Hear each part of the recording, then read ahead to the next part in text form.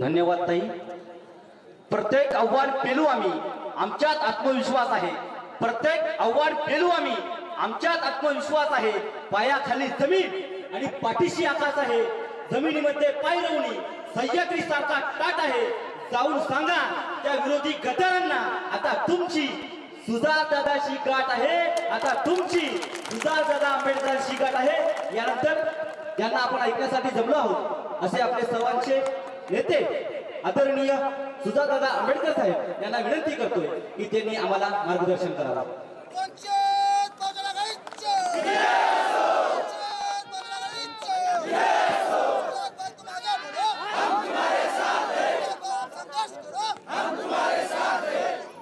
समतेचे विचार रुजवणाऱ्या सर्व महामानवांना त्रिवार अभिवादन करतो आणि तसेच मंचावरती उपस्थित अरुंधतीताई शिरसाट, अविनाशदादा भोसीकर, तसेच आपले जिल्हाध्यक्ष कांबळेदादा, आपले तालुक्याचे अध्यक्ष राजूभाऊ कांबळे, खंडारेताई,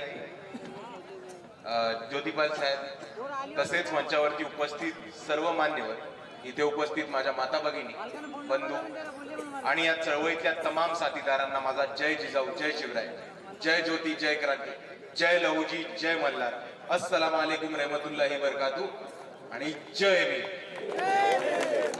मित्रांनो, आज आपण इथे जमलोय तर त्या स्थानिक स्वराज्याच्या निवडणुकीच्या पूर्वतयारी. आपल्या सर्वांना माहिती आहे की आपल्या कळमनुरीमध्ये निवडणूक लागली आणि आपल्या सर्वांना हे सुद्धा माहिती आहे की गेल्या लोकसभेमध्ये, विधानसभेमध्ये नक्की काय झालं. आणि मला आपल्याला आवर्जून सांगायचंय की लोकसभेमध्ये, विधानसभेमध्ये झालं ते झालं. आमदार, खासदार कधीही आपली लोक नव्हती हे आपण सर्वांनी समजून घेतलं पाहिजे. आपल्या हक्काची लोक, तुमच्या दैनंदिन जीवनामध्ये फरक पडणारे असे निर्णय घेणारी लोक, तुमच्या मूलभूत गरजांवरती काम करणारी लोक ही स्थानिक स्वराज्य संस्थेचे उमेदवार असतात. हे झेडपीचे मेंबर्स असतात, हे पंचायत समितीचे मेंबर्स असतात आणि हे तुमचे नगरसेवक असतात. म्हणून मी तुम्हाला इथे उभं राहून एवढीच कळकळीची विनंती करतो की मागच्या निवडणुकीमध्ये झालं ते झालं. या स्थानिक स्वराज्य संस्थेच्या निवडणुकीमध्ये कोणत्याही परिस्थितीत आपल्याला वंचित बहुजन आघाडीचे जास्तीत जास्त उमेदवार निवडून आणायचे, अशी मी आपल्या सर्वांना इकडे कळकळीची विनंती करतो. आणि मित्रांनो, हेच म्हणत असताना आपण सर्वांनी समजून घ्या की आमदार गेले, खासदार गेले, कितीतरी वेगळ्या सत्ता घेऊन गेल्या. पहिले काँग्रेस राष्ट्रवादीची सत्ता होती, मग भाजप शिवसेनेची सत्ता झाली, मग मग काँग्रेस राष्ट्रवादी शिवसेनेची सत्ता झाली, मग भाजप शिवसेना राष्ट्रवादीची काँग्रेसची सरकार झाली. पण तरी आपले प्रश्न सुटले का? नळाचे प्रश्न सुटले का? पाण्याचे प्रश्न सुटले का? शेतीचे प्रश्न सुटले का? आरोग्याचे प्रश्न सुटले का? शिक्षणाचे प्रश्न सुटले का? नाही. आतापर्यंत जी लोक येतात ही लोक फक्त आणि फक्त स्वतःचे खिसे भरणं, स्वतःचे टेंडर काढवणं, स्वतःचे कॉन्ट्रॅक्ट भरणं याच्यासाठीच सत्तेमध्ये येतात. आता आपल्याला ह्या लोकांना उचलून सत्तेच्या बाहेर फेकायचंय आणि कोणत्याही परिस्थितीमध्ये वंचित बहुजन आघाडीचेच उमेदवार निवडून द्यायचे. कारण आपल्याला अजून चांगलं पिण्याचं पाणी मिळत नाही, अजून शेतकऱ्यांच्या शेतमालाला हमी भाव मिळत नाही, अजूनही तालुक्याच्या ठिकाणी, गावाच्या ठिकाणी चांगले रस्ते मिळत नाही, अजूनही आपल्या कळमनुरीमध्ये एक चांगलं हॉस्पिटल उभं केलं नाही, जिल्हा परिषदेच्या शाळा ठिकठिकाणी बंद पडतायत. आणि ह्या परिस्थितीमध्ये आपले आमदार काय करतात? आपले आमदार त्यांचा दंड ठोकतात. आता या दंड ठोकणाऱ्या आमदाराला ठोकून काढण्याची जबाबदारी तुमच्या सर्वांची. एकदा नडून तरी बघा, एकदा नडून तरी बघा. लांबन ओरडणारी लोक असतात, ती चावत नाहीत, लक्षात ठेवा. नुसतं दहशत निर्माण करणार, भीती निर्माण करणार. तुम्ही एकदा खेटलात आमदाराला की तो बरोबर घरी जाऊन बसणार, हे लक्षात ठेवा. आणि तुम्ही लढून बघा. पुढे काय मदत लागली, पोलीस प्रशासनाची लोक आली किंवा त्यांच्या पक्षाची लोक आली तर मला फोन करा, त्यांना बघून घेण्याचं काम हे मी बरोबर करून घेतो. एका बाजूला आपले आमदार, दुसऱ्या बाजूला आपले मागचे जे आमदार होते. एका हॉस्पिटलमध्ये मृत्यू झाला म्हणून एका आदिवासी समाजाच्या डीनला संडास धुवायला लावणारे आपले हे माजी खासदार होते. आणि ह्या परिस्थितीमध्ये आपल्या सर्वांना आता ह्या सगळ्यांना बाहेर फेकायचंय आणि वंचित बहुजन आघाडीचेच उमेदवार निवडून आणायचे. कारण आपले प्रश्न, आपल्या मूलभूत गरजा आणि आपल्या दैनंदिन जीवनमध्ये ज्या गोष्टींनी फरक पडतो त्या फरक पडणाऱ्या गोष्टी ह्या आमदार खासदाराच्या हातात नसतात, ह्या स्थानिक स्वराज्य संस्थेच्याच लोकांच्या हातामध्ये असतात. आणि म्हणून मी आपल्याला सर्वांना सांगतो की वंचित बहुजन आघाडीचे कार्यकर्ते उभे राहणार आहेत आणि आपल्या सर्वांची जबाबदारी आहे की जास्तीत जास्त मतांनी वंचित बहुजन आघाडीच्या उमेदवारांना झेडपी असेल, नगर परिषद असेल, नगरपालिका असेल किंवा पंचायत समिती असेल, जास्तीत जास्त मतांनी वंचित बहुजन आघाडीच्या कार्यकर्त्यांना उमेदवारांना निवडून द्यायची जबाबदारी ही तुमच्या सर्वांच्या खांद्यावरती. कारण आतापर्यंत जी लोक सत्तेमध्ये आली त्यांनी फक्त स्वतःचे खिसे भरणं आणि आपल्या सर्वांना लुटून खाण्याचं काम केलंय. आणि जर हे आपल्याला बंद करायचं असेल तर आपल्याला आपल्या हक्काची, आपल्यासाठी उभी राहणारी, आपल्यासाठी लढणारी आणि त्याचबरोबर एका हाकेवरती आपल्या मागे धावून येणारी लोक पाहिजेत. आणि ही लोक वंचित बहुजन आघाडीमध्येच मिळणार आहेत, तुम्हाला अजून कुठेही मिळणार नाही, हे आपण सर्वांनी समजून घेऊ. आणि दुसऱ्या बाजूला आपण महाराष्ट्राच्या राजकारणामध्ये काय चाललंय ते समजून घ्या. आपल्या सर्वांना डॉक्टर संपदा मुंडेंचं नाव माहिती असेल. डॉक्टर संपदा मुंडेंचे मृत्यू कसा झाला मी ह्याच्यामध्ये घुसणार नाही, पण डॉक्टर संपदा मुंडेंच्या मृत्यूनंतर काय झालंय आपण समजून घेतलं पाहिजे. डॉक्टर संपदा मुंडेंच्या मृत्यूनंतर एक गोरे नावाचे खासदार खूप अतिशय घाणेरडं वक्तव्य करतात. महिला आयोग जे महिलांच्या सुरक्षेसाठी उभं राहिलं पाहिजे ते महिला आयोग घेऊन डॉक्टर संपदा मुंडेंचं कॅरेक्टर असॅसिनेशन करतात, त्यांच्या कॅरेक्टरवरती प्रश्न निर्माण करतात.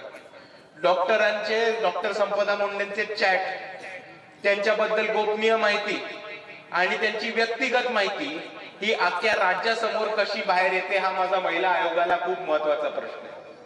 दुसऱ्या बाजूला जे गोरे घाणेरडं वक्तव्य करतात त्यांचं पाठ राखण करायला बरोबर देवेंद्र फडणवीस समोर येतात. तर आपण समजून घ्या की जेव्हा एका बहुजन समाजातली महिला पुढे येऊन शिकते, सवरते, डॉक्टर होऊन पुढे येते, मेडिकल ऑफिसर म्हणून काम करायला लागते आणि तिकडच्या प्रस्थापितांच्या बळजबरीपणाला, तिकडच्या प्रस्थापितांच्या दबावाला झुकायला नाकार देते, तेव्हा इकडची बीजेपीची व्यवस्था त्या डॉक्टरांचा मर्डर करते आणि त्याच्यानंतर त्या डॉक्टरांचं कॅरेक्टर असॅसिनेशन करून, त्यांच्या कॅरेक्टरवरती प्रश्नचिन्ह उपस्थित करून त्या व्यक्तीला संपवायचा प्रयत्न करते. हे आपण सर्वांनी समजून घेतलं पाहिजे. आणि ह्या परिस्थितीमध्ये जर डॉक्टर संपदा मुंडेंसाठी कोणी आवाज उचलला असेल तर तो फक्त आणि फक्त वंचित बहुजन आघाडी, अजून कोणी नाही. बाळासाहेब आंबेडकरांनी पलटण मध्ये जाऊन डॉक्टर संपदा मुंडेंच्या घरच्यांना भेट दिली होती आणि दुसऱ्या बाजूला महाराष्ट्रामध्ये महिला आयोगावरती मोर्चा काढणारा एकमेव पक्ष म्हणजे वंचित बहुजन आघाडी. उत्कर्षाताई रुपवते, वंचित बहुजन आघाडीच्या राज्याच्या प्रवक्ता, स्नेहलताई सोनी, वंचित बहुजन आघाडीच्या मुंबई प्रदेशच्या अध्यक्ष, या दोघींच्या नेतृत्वाखाली वंचित बहुजन महिला आघाडीने महिला आयोगावरती मोर्चा काढला आणि हा एकमेव मोर्चा होता जो संपदा मुंडेंसाठी या महाराष्ट्रामध्ये काढला गेला होता. आणि दुसऱ्या बाजूला मला एक प्रश्न विचारायचा आहे, देवेंद्र फडणवीसांना प्रश्न विचारायचा आहे जे म्हणतात की बीजेपीचा डीएनए हा ओबीसी. मला गोपीचंद पडळकरांना प्रश्न विचारायचा आहे, मला छगन भुजबळांना प्रश्न विचारायचा आहे की तुम्ही स्वतःला बहुजनांचे नायक म्हणवता, पण जेव्हा एका बहुजनांच्या मुलीवरती, एका बहुजन समाजाच्या डॉक्टरवरती अन्याय अत्याचार होतो तेव्हा तुम्ही का बिळात लपून बसता, तुम्ही त्यांच्या संरक्षणासाठी का पुढे येत नाही, हे आज इकडच्या जनतेला सांगून ठेवा. भाजप कितीही म्हटलं की त्यांचा डीएनए ओबीसी आहे ते खोटं बोलतायत, हे लक्षात घ्या. भाजपचा डीएनए हा ओबीसी नाही, भाजपचा डीएनए हा मनुवादी आहे, मनुवादी. आणि या मनुवाद्यांना कसं ठेचायचं हे इकडच्या आंबेडकरवाद्यांना बरोबर जमतं. आणि दुसऱ्या बाजूला मला अजून एक गोष्ट बोलायची की आपल्या सर्वांना माहिती असेल मागच्या 2 वर्षात 3 वर्षामध्ये मराठा आरक्षण आणि कुणबी कोट्यातनं मराठा आरक्षण ह्याच्यावरती एक खूप मोठा वाद पेटला. अविनाश दादांनी ह्याच्याबद्दल चांगल्यापणे आपल्या सर्वांना सांगितलं होतं, पण मला एक गोष्ट सांगायची की जेव्हा इतिहासामध्ये मराठा आरक्षणाची माहिती लिहिली जाईल तेव्हा ती 5 स्टेप्स मध्ये लिहिली जाणार आहे. किती स्टेप्स मध्ये? 5. पहिली स्टेप असणार आहे की भाजपनी ओबीसीचा कोटा पातळ केला आणि एक फालतू तकलादू GR काढून ओबीसी मध्ये मराठ्यांना आरक्षण देण्याचा प्रयत्न केला. दुसरी स्टेप अशी असणार आहे की कुणबी प्रमाणपत्र लग्नाच्या पत्रिकेसाठी किंवा एबी फॉर्म असल्यासारखे प्रस्थापित श्रीमंत मराठ्यांना कुणबींचे प्रमाणपत्र इकडच्या भाजप सरकार वाटप सुटले. तिसऱ्या बाजूला ओबीसींची जागा घेऊन ओबीसींच्या ठिकठिकाणी या श्रीमंत मराठा उमेदवारांना उभं करणार भाजप. चौथी स्टेप श्रीमंत मराठ्यांना उभं करून ओबीसींचं आरक्षण खतम करणारा पाऊल घेणारे भाजप.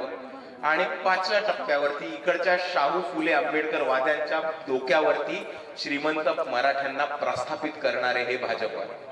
आणि जेव्हा आपण ह्या 5 स्टेप्स बघू तेव्हा इतिहास दुसऱ्या बाजूला हे सुद्धा की या महाराष्ट्रामध्ये असं एकमेवच व्यक्ती होतं, या महाराष्ट्रामध्ये असे एकच नेते होते जे दिवस रात्र हे म्हणत राहिले की ओबीसीचं ताट आणि मराठ्यांचं ताट वेगळं राहिलं पाहिजे.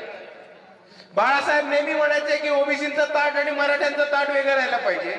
आणि त्यांचं हे सुद्धा म्हणणं होतं की गरीब मराठ्यांना, रयतेच्या मराठ्यांना, श्रीमंत मराठा नाही, शिवाजी महाराजांचा मराठा, निजामी मराठा नाही, संभाजी महाराजांचा मराठा यांना आरक्षण दिलं पाहिजे. पण या निजामी श्रीमंत प्रस्थापित मराठ्यांना आरक्षण दिलं नाही पाहिजे ही भूमिका घेऊन लढत होतं. तर ते फक्त आणि फक्त बाळासाहेब. आणि म्हणून जेव्हा इतिहासामध्ये ओबीसी आरक्षण आणि मराठा आरक्षणाच्या वादाचं जेव्हा नमूद केलं जाईल तेव्हा इतिहास हे गवाह राहील की ह्या महाराष्ट्रामध्ये ओबीसींचं आरक्षण वाचवणारा एकमेव नेता होता, तो म्हणजे ऍडव्होकेट बाळासाहेब आंबेडकर. आणि हेच बोलत असताना मला इकडे मुसलमान बांधव आहेत त्यांच्यासाठी एक गोष्ट सांगायची की आज तक हमने कांग्रेस को वोटिंग दी, लेकिन कांग्रेस ने सिर्फ और सिर्फ हमारा इस्तेमाल किया.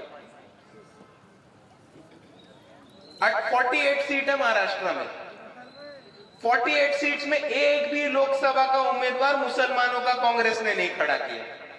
288 सीट्स है विधानसभा में, 288 सीट्स में सिर्फ 12 सीटों पे मुसलमान कैंडिडेट ये कांग्रेस के टिकट पे खड़े हुए. तो आप समझ लो कि कांग्रेस हमें सिर्फ वोट मारने की मशीन समझती है, लेकिन वो हमें चुन के आने की, खड़े रहने की और जीतने के काबिल नहीं समझते. आप खड़े. और दूसरी तरफ ये वंचित बहुजन आघाड़ी है जिन्होंने से 48 में से 8 या 12 कैंडिडेट ये मुसलमान के दिए थे और विधानसभा के टाइम 32 कैंडिडेट मुसलमानों के पहले लिस्ट में जाहिर करने वाली पार्टी थी, तो वो वंचित बहुजन आघाड़ी थी. महाराष्ट्र के इतिहास में अगर जिला परिषद अध्यक्ष कोई मुसलमान महिला बनी है तो वो अकोला के जिला परिषद में बनी है, साबिया दीदी अंजू में नाम उनका.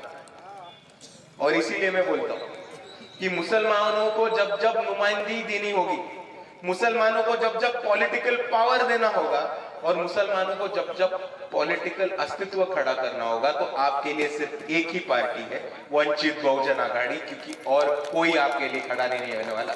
सब आपका इस्तेमाल करने वाले, सब आपके वोट लेने वाले और सब खुद के घर में ही टिकट देने वाले. ये आप बात समझ. लेकिन यहाँ वंचित बहुजन आघाड़ी है जिन्होंने महाराष्ट्र में सबसे ज्यादा मुसलमानों को टिकट देने का काम किया.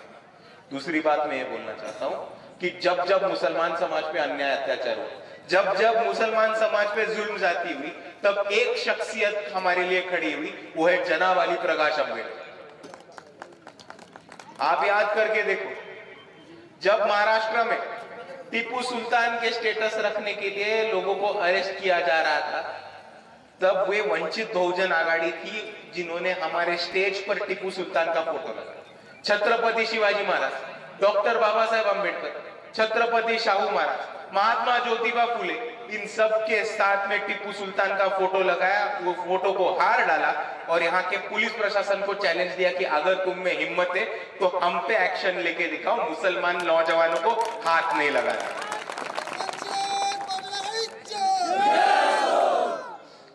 पिछले महीने में जळगांव में एक सुलेमान शेख नाम का बच्चा मारा गया. उसकी मॉब लिंचिंग कर की थी. वहां के बीजेपी के प्रस्थापित नेता के गुंडों ने उसका मर्डर किया था, इसलिए कोई सामने आने को तैयार नहीं था. अगर वहां पे सबसे पहले कोई गया था और सुलेमान शेख के लिए अगर कोई कोर्ट में जाके केस रजिस्टर किया था तो वो सिर्फ और सिर्फ वंचित बहुजन आघाड़ी और कौन सी पार्टी नहीं। और जब महाराष्ट्र में मॉब लिंचिंग का सिलसिला चल रहा था तब वो बाला साहब अंबेडकर थे जिन्होंने ये बोला कि महाराष्ट्र की विधानसभा में एक मॉब लिंचिंग के खिलाफ बिल आना चाहिए और उनकी ये जिद थी कि उस बिल का नाम मोहम्मद पैगंबर रख दिया जाए। और दूसरी तरफ मैं ये भी कहना चाहता हूं कि जब औरंगजेब के स्टेटस रखने के लिए नौजवानों को अरेस्ट किया जा रहा था, जब औरंगजेब के स्टेटस रखने के लिए नौजवानों को पुलिस उठा रही थी, तब वो बाला साहब अंबेडकर थे जिन्होंने हिम्मत दिखा के औरंगजेब के मजार पे गए, फूलों की चद्दर चढ़ाई और बोला पुलिस प्रशासन को, ये बच्चे तो सिर्फ स्टेटस रख रहे, ये बच्चे तो सिर्फ फेसबुक पे अपडेट डाल रहे, अगर तुमको अरेस्ट करना है तो मुझे करो। ये हिम्मत दिखाने वाले बाला साहब अंबेडकर थे। और मैं दूसरी तरफ बोलना चाहता हूं धर्मांध हिंदू लोगों को, कट्टर हिंदुत्ववादी लोगों को, जो सिर्फ वो एक औरंगजेबचा फोटो घेऊन राजकारण करायचं बघतात, त्या कट्टर हिंदुत्ववादी लोकांना पण मला एक गोष्ट सांगायची आहे की जेव्हा कोरोना काळामध्ये महाराष्ट्रामधले तमाम मंदिरं बंद पडली होती तेव्हा पंढरपूरचे मध्ये आंदोलन करून विठोबाचं मंदिर उघडणारे सुद्धा बाळासाहेब आंबेडकर होते। म्हणून जेव्हा कोणत्याही जातीवरती धर्मावरती अन्याय होतो तेव्हा एक पक्ष आपल्यासाठी उभा राहतो, एक ताकद आपल्यासाठी उभा राहते, त्याचं नाव आहे बाळासाहेब आंबेडकर आणि वंचित बहुजन आघाडी।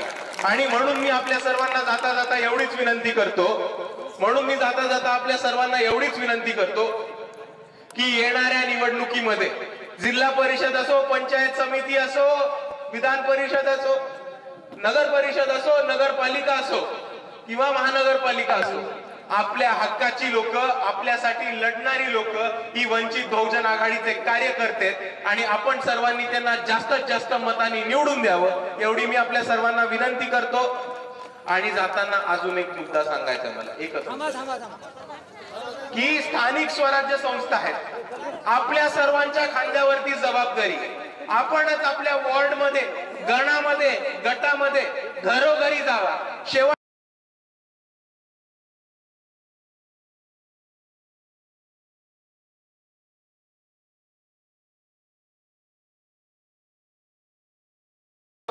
जय भीम, जय संविधान।